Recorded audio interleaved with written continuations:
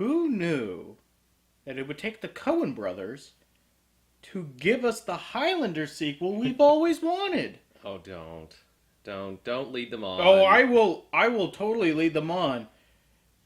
From the Coen brothers, Christopher Lambert, and I'm blanking on his Clancy name. Brown. Clancy Brown in Hail Kaiser, the unofficial sequel to Highlander. There's my review. Right now, go see it. That's not the truth. It's not even close. Is Christopher Lambert and Clancy Brown not in this movie? Are they not in this movie? The actors are in this movie. Yes, they are. Therefore, it is a sequel to Highlander. It was a good movie. It was a great movie. But it was not the sequel to Highlander. But see it for the sequel to Highlander, which it totally is. No, it's not at all. Yes, it is. They didn't even appear in the same scene. Do not obfuscate the movie with facts, okay? This is a beautiful film. This is a righteous film. However, it was nice to see them. Yes, it is. In the same movie. It was. Even if they didn't talk to each other. You know who it was nice to see in this movie? Robert Picardo. Robert Picardo shows up in this movie as as a cliche Jew who is literally just there so that, they could get a film passed without people kicking up a religious fuss about it. That was the Star Trek Voyager guy, is it? Yeah. Robert Picardo shows up and he has never been as Jewy as he is here. It's pretty funny. It's pretty good. He literally goes up and says, "Well, yeah, we don't talk about the Nazareth, please." Did you actually mistake Channing Tatum for him in a scene? No. What happened was, all right, Channing Tatum at the end of the movie turns out is the bad guy in the film. But if there is a bad guy in the film, it's Channing Tatum. But I saw him in a different light. He had a side profile look, and when he goes like that, when he has that side profile going, he reminded me so much of Ray Liotta. A young Ray Liotta. We're talking Goodfellas young. Watch Goodfellas. Watch his side profile. He has the exact same profile as Ray Liotta. You see it. I see. I'm not going crazy, am I? No, maybe you are a little bit. But, I was looking at it and I was thinking, is that fucking Ray Liotta? And I was No. like, it's a Coen Brothers movie, so Certainly wasn't what I thought. Certainly not until you said that. and I was like, really? No, not Channing Tatum, but it was Channing Tatum was. It was pretty good in this. Channing Tatum was the scene stealer of the movie. Well, for me, on a personal level, Robert Picardo was the one scene wonder, but Channing Tatum stole the movie in 2 scenes. He only had 2 scenes, and all he did was dance in a sailor outfit and sing in a. If the that's best part of the movie, well, no, that is not the best part of the movie. maybe not the best part of the movie. No, but we'll get to that. Singing and dancing, and by the way, if that's him really singing, he can I think that actually was him, and that's Channing. not bad. Too bad you live, in the 2010s where musicals are dead. You would have been great in the 50s. You missed your calling. You were born in the wrong decade, brother. Yeah. But he shows up just to do like a song and dance number, and apropos of nothing, which is the main running theme throughout this movie. Where they'll just show a segment that's basically homages old Hollywood for no other reason than to homage old Hollywood within the context of the narrative. But then he just shows up as the villain, and he's just on the prow of a rowboat, looking triumphantly like George Washington crossing the Delaware, Yes. holding a little miniature. Was that your favorite scene? No, that's not my favorite scene. But I'm just explaining how Channing Tatum just walks away with the movie, or in this case, rows away with the movie. The thing about this movie is, it's about on set, showing on set for productions, and so they tried to show it from the audience's perspective as well as being on the set. And then on top of that, the scenes that are not on the set, that are just the other stuff going on in the movie, also feel kind of like they're on a set. Yeah, They're it's very artsy the whole way through. yeah. It was a stylistic choice to portray the movie as old Hollywood as it gets. Not only just the you being on set and seeing the the pageantry available, but also during the marquee moments, like the crossing the river, like him in a rowboat, that scene I was describing, you could very much tell. You could tell pretty easily that they're on a set with a matte painting in the back, and there's just a tank of water that they're rowing in. But it's all very well done, and it's all very charming, and it reminded me a great deal of the end of the Truman Show. Oh, I mentioned right at the beginning that this felt like the Truman Show. Yeah, in a Yeah. weird way, it does. It's, but I think this is way weirdly more optimistic than the Truman Show, because the Truman Show ended on an ambiguous. Well, note. I mean, obviously this was a lot different. Oh yeah, different, but completely different film. But let's I think back off for a moment. Channing Tatum, not quite the MVP, but he steals the entire movie. Yeah. But tour de force performance from our main actor Josh Brolin, because I feel like at the beginning of the movie where he's revealed himself to be a very worrying Christian man, Right. like wondering about like very very insignificant details, like he's worried about like lying to his wife about trying to quit smoking, and I know what your favorite scene was. yeah, of course, Now I remember. I think it's your course. favorite. It's going to be your favorite scene, but from that little anchor point until the very end of the movie, you just follow this movie almost exclusively through Brolin's eyes. Occasionally, you go to George Clooney's character, who's been abducted by communists. Yeah, it's that kind of movie. But They definitely had a weird implication. I think it was more of a satire at that point, though. I wouldn't say it was. The idea that the blacklisted writers that we saw. There was another movie. Oh, you. Oh, didn't see I that, didn't though. see, but Trumbo. Trumbo. See, I just saw Trumbo not long, just a couple months ago, and that was about the blacklisted writers during the what was it, the McCarthy The McCarthy era. era, and this very different movies here. I think that's why. Very different movies. I think that's why this movie got delayed, because they got. Yeah. We were like at the exact same time we're talking about the real life story of Dalton Trumbo, who basically career was ended because he was. It was, and Trumbo was a great movie. It was, I think I enjoyed it more than this, actually. Well, They're both definitely neck and neck. Well, I would Different types of movies. different types of movies. It's like, well, I was about to say about comparing apples to oranges, but They're just, one's more of a comedy, the other one's really, really not. Definitely a drama. Yeah. But I would say, going back to Brolin, he is the boat anchor for the movie, and that not just because he has to be that boat anchor, because there are so many actors that have like one or two scenes. They get in, they get out, and the plot is just all over the place. And you need some character, and you need some themes and ideas to keep it within, like a good narrative pace. And there were times where I felt like it got off its leash at points, but It was a bit bizarre. It was a little bizarre. it was structured. It was structured bizarrely, but you were never at a point where you were just like, "What? Why is this happening?" Yeah. But Brolin took upon himself the mantle of like, get on my back. Whatever happens, I'm just gonna get us through this movie. And Brolin does an admirable job. But like if Brolin is the MVP and Channing Tatum is the scene stealer, the surprise I felt, I didn't catch the actor's name, but the cowpoke. Yeah. Like the lasso.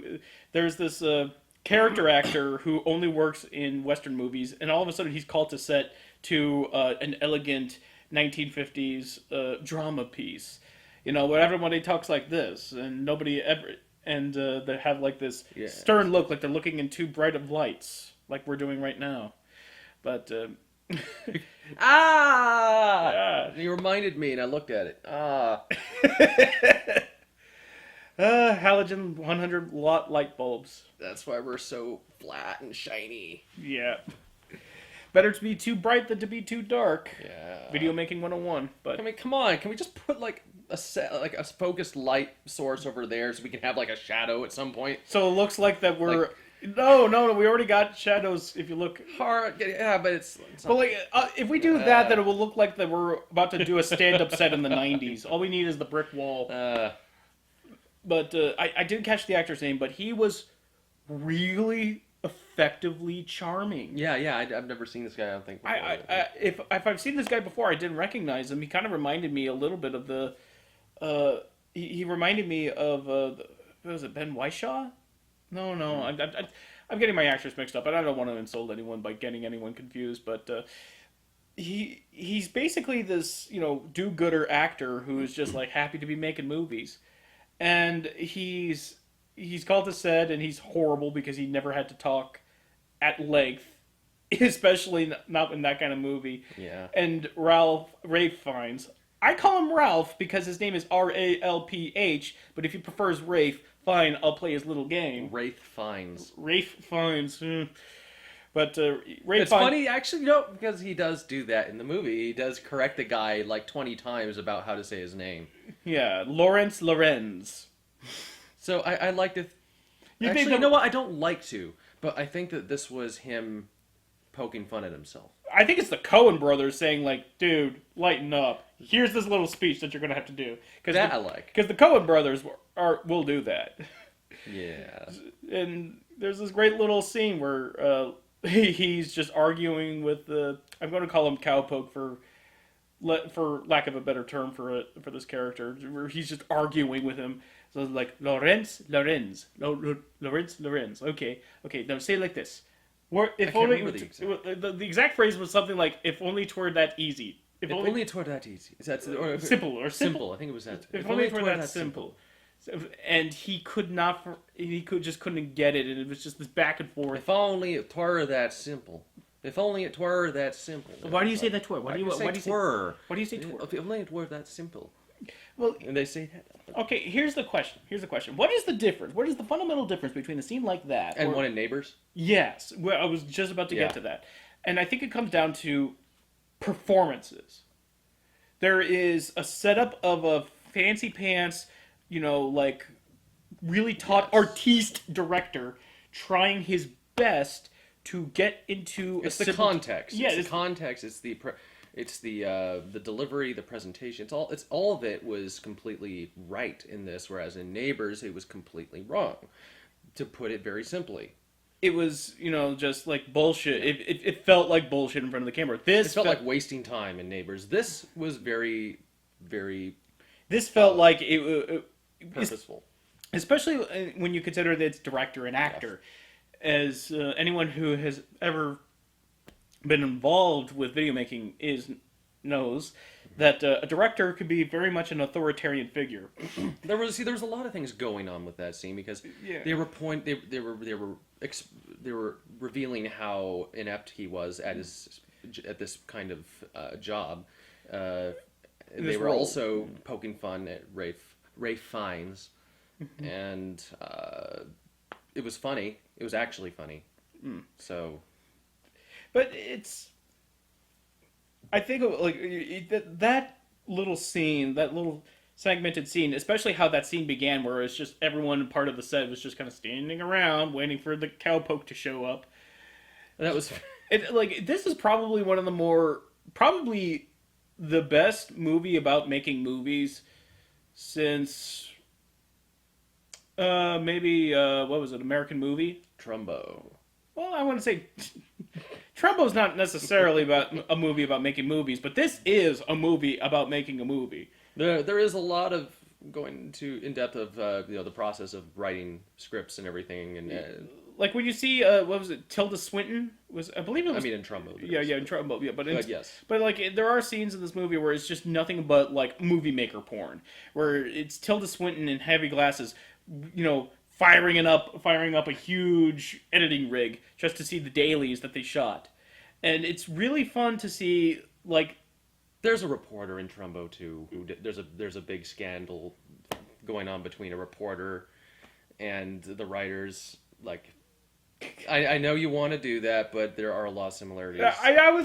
I'm just saying that the train left the station to talk about Trumbo, like, about 5 minutes ago. And you're just kind of like Hulk Hogan trying to pull the train back into the station. No! We will finish when I say we finish! Well, there is a lot of similarities, though, despite them being different themes of movies. One's a drum, one's a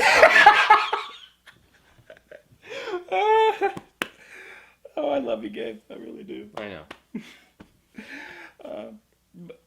But yes, there's a lot of movie making porn. When I believe it was Tilda Swinton. Yes. It It was Tilda Swinton. Tilda Swinton and Times two. No, it wasn't Tilda Swinton. That was all right. Tilda Swinton played the reporter. That was Yes. back. Yeah, played the reporter. I was. Yes. Oh God, the actress. I forgot the actress's name, but forgive me. She plays the editor, who goes in and but has to firing up the editing rig to show off the dailies, because Josh Brolin plays ostensibly. I never really quite got what Josh Brolin's job was in the movie. It just feels like he was just there to run the studio, and that meant like finding actors and actresses that ran off set to do God knows what, and just to bring them back onto the studio, just saying like, "You got a job to do." Bam. Yeah, like he slaps a woman. Yes. Like at the beginning, like that's like our introduction to this character. Josh Brolin just slaps an actress who ran off to take pictures, and we never see that actress again. She just kind of like disappears from the movie. And those, if there was one scene I would have changed, it would have been that one. It's like I don't think him slapping that actress was really called for, other than like it was the 50s. That's just, how else are you going to get a woman to do what you tell them to do, but open hand strike, Yes. right? Sean Connery Yes. said it best. Sometimes you got to set a woman straight. Open hand strike, not closed. You got to do it. Yeah, and you So don't bruise the peach. Yes. yeah, don't bruise the peach. You don't get that peach a bruise.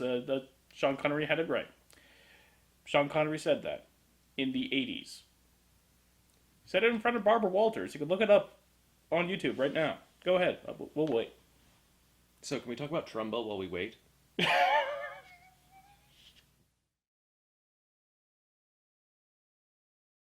Maybe I should have brought up Sage Versus like 3 months ago. Well, you see, I was going to actually make comparisons because you hadn't seen Trumbo, and I'm offering something that you haven't seen to give context. But now I just want to talk about to piss you off.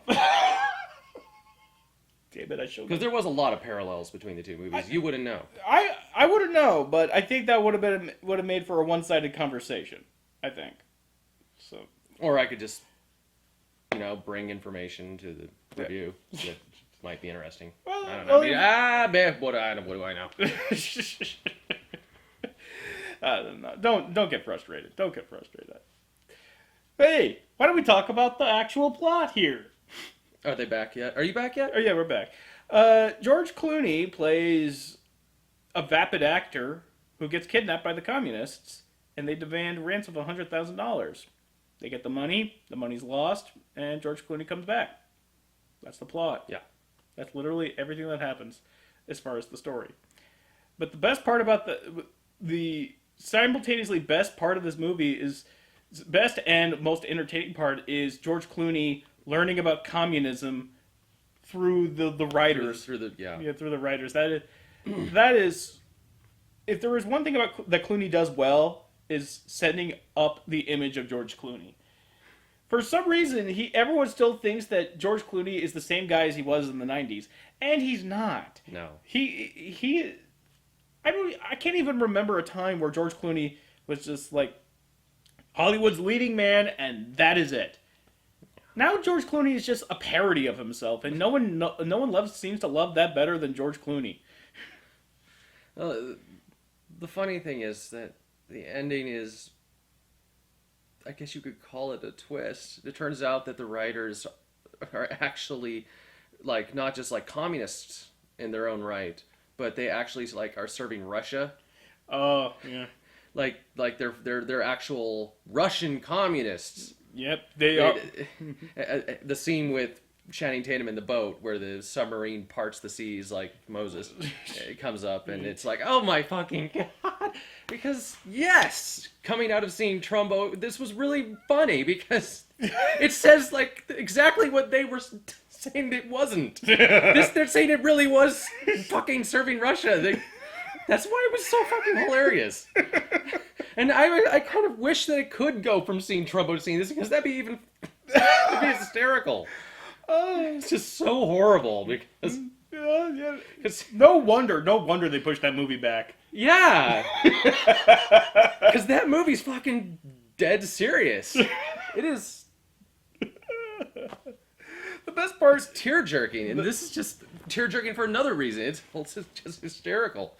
the best part about that entire sequence is when Channing Tatum is on that boat, and he's, like I said, like George Washington crossing the Delaware, Yeah. and he acts like he is still on a 1950s movie set, even when he's not. That was the brilliance. He does the For no reason. For- Like he's not even Just really dramatic. He's just being dramatic, and that's the genius of the Coen brothers in this particular context.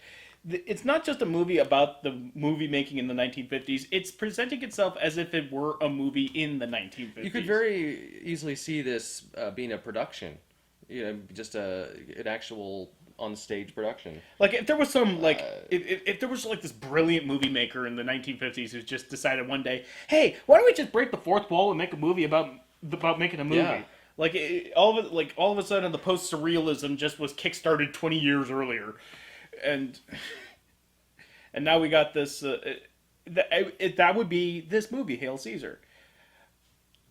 It's Or Hail Kaiser. or Hail Kaiser. I was suspecting that we're going to make that joke because that's a very Coen Brothers thing to do. But they didn't.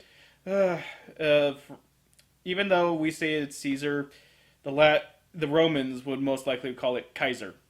The C is pronounced like a hard K, and the AE would have been more like an I. Hence why we have Kaiser, like Kaiser or Zer. That's where that came from. Yeah. But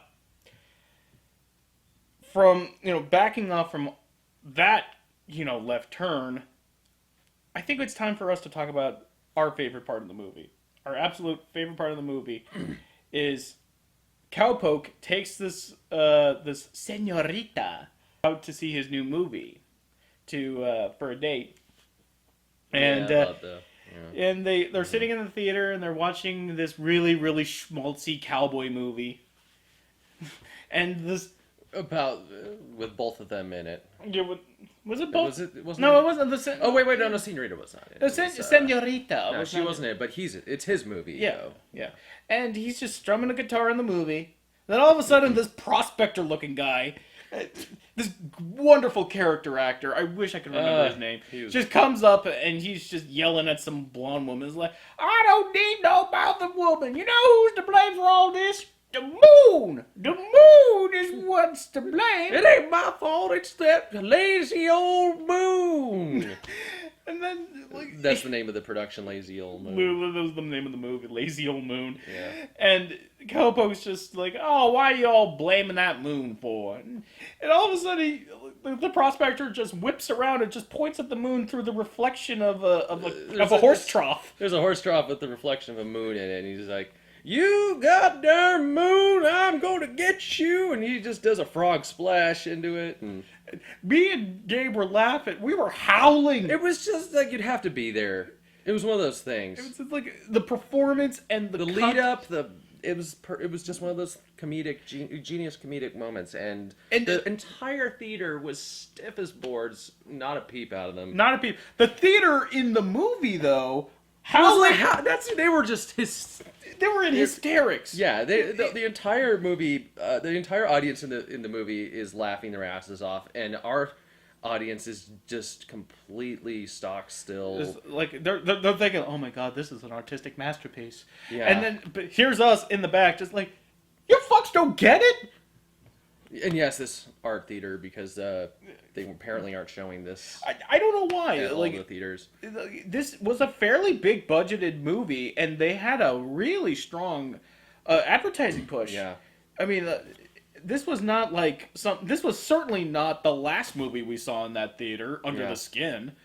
It certainly wasn't that, as far as even in the audience reception to them. Although the audience was way less cold than they were for Under the Skin. They were more confused, I think. I Yeah. remember one guy just in the back after the movie was like, "That's the end." It's not like it ends on a weird note. It just ends abruptly. That's what got him. Yeah. But yeah, like I couldn't believe how dead silent that movie was. Considering that was all right. The movie season is fairly early, but I can't imagine me laughing harder. Yeah. Legitimately laughing harder. You weren't. Legitimately laughing as hard in a movie. Like I could see like Deadpool. I'm probably never going to laugh as hard as I did in Deadpool. Nothing in Deadpool. Probably not. Probably not. No, because you're expecting to laugh at Deadpool. Yeah. Well, I mean, it's like you knew this was going to be a comedy, but you didn't know exactly how they were going to get you. No, and then the brilliance of somebody acting sincerely in a cheesy way. It's like this layer cake of of sincerity over irony over sincerity over Yeah. irony.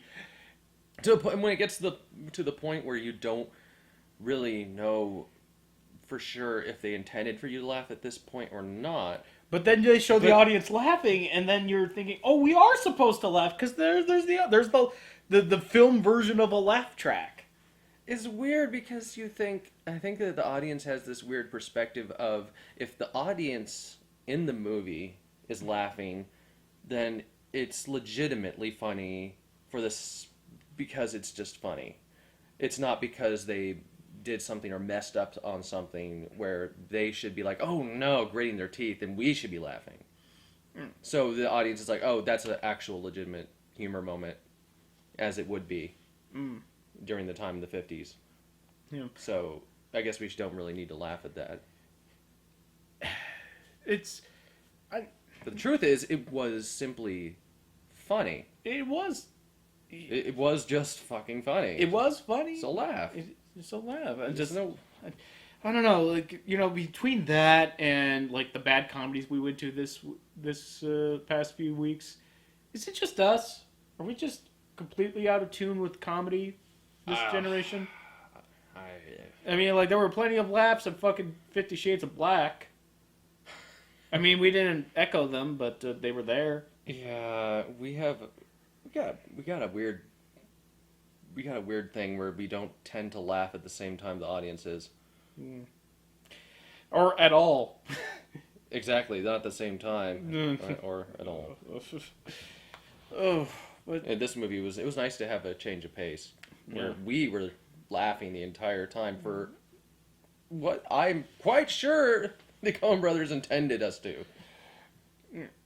yeah, I think We were right. You were wrong. at least the women in front of us were wrong. Holy crap! Yeah. There was like these annoying ass women that were right in front of us through the first half of the movie, and they just walked out. They walked out right towards the end of the sailor dance scene. What was it? Something feet or musical feet or wasn't happy feet. It was, Well, that's certainly neither here nor there. But God, like they were it's a little bit here. It's kind of there. Well, they were chattering among themselves throughout the movie, and they were just ruining the movie. I mean, I feel bad whenever I do that with you because I know how annoying I find that to be with other people do it. I don't want to participate in that, and yet I can see why people do it, but not to that extent, and certainly not to that volume. Well, I don't know. I mean, I did find it interesting. They left right at the point where the sailors really got... Okay, so the scene is Channing Tatum, what we were talking about earlier, singing and dancing musical about sailors who are going at sea for 8 months, and they're not going to see any dames for that amount of time. And so they're looking longingly up at the women who are leaving the tavern. They're saying, they go into song about how they're going to be seeing each other. Like, I'm going to see you, we're going to see a lot of me, and together we're going to, and they start, so over the course of the musical, it starts to get a little bit more homoerotic. Just a little bit more, and then to the point where they're all they do the flip thing with the legs, spread eagle, in circular motion, and then they stop, and that's right where they left. And yeah, Right where Channing Tatum is trying to get between two guys to inch his way out into the front, and they both end up like doggy styling. Did you see that? I think you might have missed that part. I might have missed that part because I was just looking at you, like, can you believe this shit? This is amazing. It was pretty funny when when the first sailor bends over and he tries to scoot by him and gets pinned in the back by another sailor into Oh. him. Yeah. So, and that's right about the time when they left. And although the comedic apex of that scene, of course, like he has this other sailor, like it's like he's about to do a belly to belly suplex Yeah, with him, yeah, yeah. except he has his legs where his head is, and then all of a sudden more sailors enter the bar and they freeze for a moment. It's like, hey, this bar looks open. This bar looks good. And they just start coming in. This whole scene, by the way, is predicated upon the fact that Josh Brolin is leaving some money for the ransom. Yeah. That's the only setup to the scene. It's like Josh Brolin sits in the money down. It's like, might as well see what this happened is going on right here. That's it. That's the entire reason why that scene exists. It really was kind of like a nod back to the old style movie making, where sometimes they would just put a scene in because they wanted to show. They just wanted to show stuff. It's like, oh, we Like, spent. oh, hey, we did a little dance and stuff, and we had some context for it that didn't work out, but here it is. And that line of thinking also extenuates to the overall theme of the movie, where the movie within the movie Hail Caesar, the movie Hail Caesar in the movie Hail Caesar Yeah. is it's supposed to be a Jesus picture. It's supposed to be about George Clooney's centurion character, becoming Christian. It's almost like if Pilate was like met Jesus, and instead of washing his hands of the matter, he was totally taken in and decided to become instead of like, wash his hands. monotheistic instead of polytheistic. But Which was a funny scene. It really was. Yeah. Like, he's like, the one God, one true God. He immediately just seeing Jesus' face is just like indoctrined. yeah, we never get to And see. we never see Jesus' face. We never see the actor who plays Jesus' face. Although there is this great scene where set director goes up to him and goes up to Jesus, the guy who plays Jesus on the cross, and says, "Are you principal or set?" Principal, I guess. It's like, you won't know that the Jesus movie that you're making. You go up to Jesus. Are the you guy plays- principal or extra? And he's like, I think principal. And going back on point here, like that theme of that movie is Jesus, but the theme outside of the movie is kind of a Jesus story. Yeah. I mean, Scarlett Johansson plays an actress who is pregnant with no father. if that's not exactly on the nose enough, like we said, there's the submarine that pops up that poses. Like this movie is strangely biblical in the same way that a lot of Coen Brothers movies are. I mean, you could they're not as apparent as they were with Oh Brother Where Art Thou with the freaking Iliad, but it's within that same vein. Yeah. It's definitely within that same vein. Yeah, it's not like scene for scene. It's not like. And it's not even really the. I wouldn't even say it like it's supposed to reverberate into the story, so much as it's sort of a love letter to creativity. Yeah. The climax of the movie, the emotional apex of the entire film, is when George Clooney is returned to set after the cowpoke saves him, he's placed right in front of Josh Brolin. He's just been sweating bullets about this whole entire situation, on top of the fact that Lockheed Martin, although at the time he was just called Lockheed, was offering them a job. And they were bringing up the fact that, hey, we don't know the future of cinema is going to be, but we do know what the future is going to be. Hydrogen bombs! It's like, you'll be set for life if you work here at Lockheed. And he certainly would have.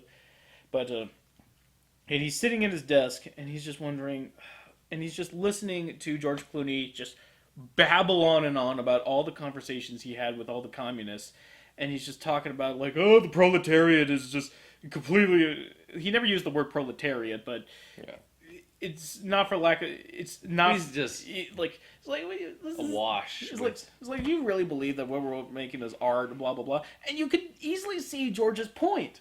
You can easily see it, but then all of a sudden Brolin just takes him by the collar, just slaps the shit out of him and says, listen, this picture is worth it because you make it worth it. Alright? So the picture is worthy, so therefore you must be worthy of it. And it's that, like, everyone from the director to the slate writer to everyone else in this movie work hard to make this thing a reality. And I just wanted to weep, just applaud. It's like, yes! Yes! I am an actor. My father never loved me. Bitch slap. Actors. Not just actors, but the notion of, I know. like, there's a sunny optimism to that scene, not just because of not just because of slapping the shit out of communism, but the notion of Hollywood as a business. And it is a business, but what they're making is entirely useless. Yes. And a business, Oh, yes. Oscar Wilde art's useless. all art is useless. There is no such thing as a useful film. If that film is useful, it's educational, and it's certainly no film. So, from that perspective, it's a business, but it's one that you have to have some love of art and and respect for the art form to want to be a part of. The headaches, the constant bickering between strong personalities, and for it to come to that head and realize, yeah, this is the place for me. It's like, I love to do what I do, and that's why I'm not going to take that job at Lockheed.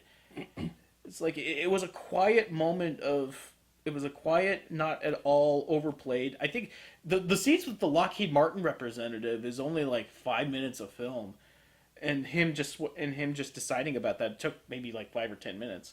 But that was the real core to the movie, I felt. And I felt that it was so well done. And I agree wholeheartedly with what it was trying to impart. And that's why I really love this film. It's been a while since I've seen a movie in theaters where the last time I saw a movie in theaters where I took away from it that's its central thesis and agreed with it wholeheartedly was probably Cloud Atlas. I really, Jeez. yeah, Pulling out the Cloud Atlas. yeah.